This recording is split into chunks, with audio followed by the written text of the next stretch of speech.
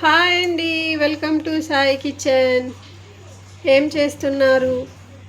భోజనాలు అయిపోయినాయా? నాది కూడా అయిపోయిందండి. కొంచెం అలా ఖాళీగా కూర్చున్నా. అయితే పిల్లలు ఏమేం చెయ్యమ్మా తినటానికి అన్నారు. పొంగడాలు చేస్తున్నానండి, చూపిస్తున్నా, చూసేయండి. బియ్యం అండి, ఇవి నానబెట్టాను 4 గంటలు. 2 గ్లాసులు బియ్యం నానబెట్టాను. మిక్సీ చేసేసి పక్కన పెట్టాను.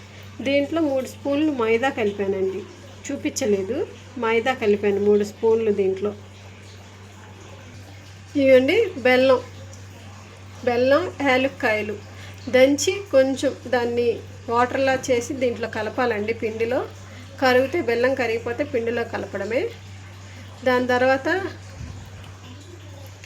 నేతిలో వేయించాను నువ్వులు, అది కూడా పిండిలో కలపాలండి.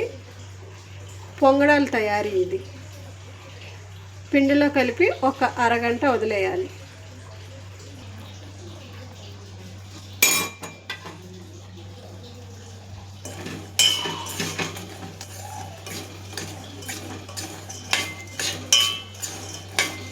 బెల్లం కరిగిపోతే పిండిలో కలిపేయచ్చండి. దీన్ని కలిపేసి ఒక అరగంట వదిలేయాలి. వదిలేసిన తర్వాత ఎలా చేయాలన్నది చూపిస్తాను నేను.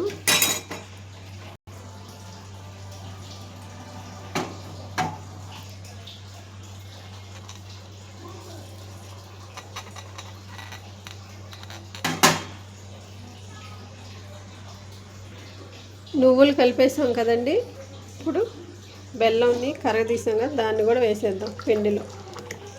ఓహో, నిండిపోతుంది. నిదానంగా కలుపుదాం. ఇప్పుడే ఆయిల్ పోసానండి. పిండి బాగా కలిపేసి పెట్టాను, ఒక అరగంట అవుతుంది. ఆయిల్ బాగా హీట్ ఎక్కిన తర్వాత వేద్దాం. ఇవ్వండి వేస్తున్నాను పొంగడాలు. చూడండి, తినేసాడు, నేనేం వేయలేదు.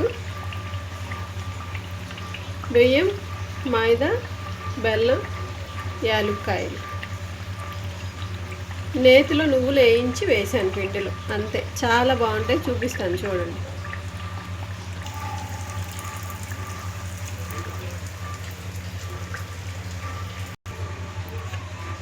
అయిపోయినాయండి పొంగడాలు.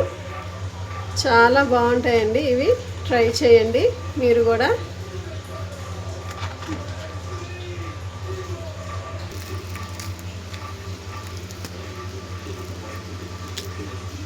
ఇవ్వండి పొంగడాలు బాగుంటాయి, చాలా బాగుంటాయి, ట్రై చేయండి. మెత్తగా, లోపల మెత్తగా, బయట క్రిస్పీగా ఉంటాయి. ఓకే, నచ్చితే లైక్ చేయండి, సబ్స్క్రైబ్ చేసుకోండి.